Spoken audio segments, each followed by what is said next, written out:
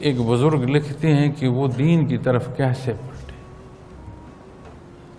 تو فرماتے ہیں کہ کفن چور تھا، اور کفن چور جو ہے وہ کوشش کرتا ہے کہ قبر کیسی ہے، جگہ کیسی ہے، اور کفن کا کپڑا کیسا ہے یہ دیکھ لیا جائے. خاتون فوت ہو گئی، تو امیر خاتون تھی تو اس کے جنازے میں گیا، تو امیر خاتون ہے تو لا محالہ اس کا جو کفن کا کپڑا ہے یہ بھی قیمتی ہوگا. تو چلا گیا. رات کو گئے، انہوں نے ایک طرف پاؤں سے اس کی قبر کھودنا شروع کی کہ قبر کھود کر نیچے سے ایک طرف سے اس کو پکڑ کر کھینچ لوں گا جو کفن ہے.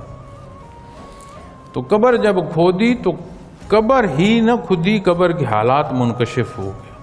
وہ قبر کے اندر اتر گئے. اندر دیکھا کیا ہے، اندر کو روشن ہو کھلا میدان ہے، تو قبر تو نہیں. اندر اتر گئے، دیکھا تو ایک خوبصورت محل ہے، اس کے سامنے صحن ہے اور ایک اونچا سا جگہ بنی ہے، وہاں وہ خاتون بیٹھی قرآن پڑھ رہی ہے. حیران ہو کر ایسے دیکھنا شروع ہو گئی. خاتون کے علاوہ یہ تو وہ خاتون ہے جس کا جنازہ پڑھا. اس خاتون نے کہا جن کو اللہ بخش دیں یا جنت کا وعدہ فرما دے، ان کے یہ کام ہوتے ہیں جو آپ کر رہے ہیں.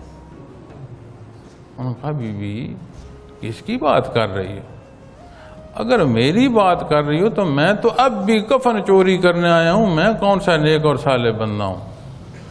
تو وہ لکھتے ہیں کہ اس خاتون نے مجھے کہا کہ میں نے تمہیں دیکھا تھا، میرے جنازے کی پہلی صف میں تم کھڑے تھے، اور جب میں قبر میں پہنچی تو میرے اللہ نے یہ احسان فرمایا مجھ پر. اس نے مجھے یہ عطا فرمایا کہ نہ صرف تجھے بخشتا ہوں، جو تیرے جنازے میں شریک ہیں انہیں بھی بخشتا ہوں.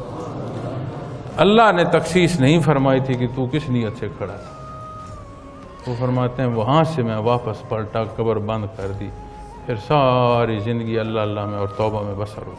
میں بڑا چھوٹی سی ایک بات عرض کر رہا ہوں کہ یہ وہ لوگ جو اس راستے کے مسافر ہوں، جن پر اللہ راضی ہو، وہ یہاں سے چلے جائیں، ان کی بخشش کا سبب اور ان کی بلندیوں کا سبب ان کے لیے تو اس میں کتنا فائدہ اللہ بہتر جانتا ہے، لیکن ہمیں یہ بھی معلوم ہونا چاہیے کہ وہ ہمارے لیے کتنا فائدہ مند ثابت ہو سکتا ہے.